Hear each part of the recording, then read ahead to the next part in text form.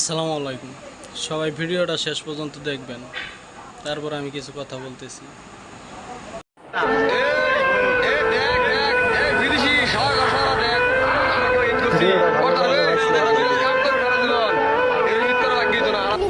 কথায় আছে না, বাপের হোটেলে খাও আর প্রবাসী করে কামলা কাজ দাও।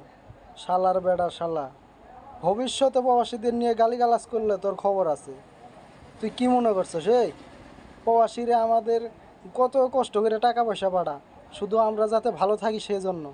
তুই যে ভালোভাবে ঘোরাফেরা করতাছস, প্রবাসীদের টাকা দিয়ে করতাছস।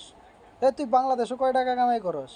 প্রবাসীরা কত কষ্ট করে বাপ মা বোন ভাই বোন ফেলাই থিয়ে, সন্তান টন্তান ফেলাই থিয়ে, বউটো ফেলাই থিয়ে গেছে প্রবাসে, যে কষ্ট করতেছে একমাত্র তাদের খুশি করার জন্য।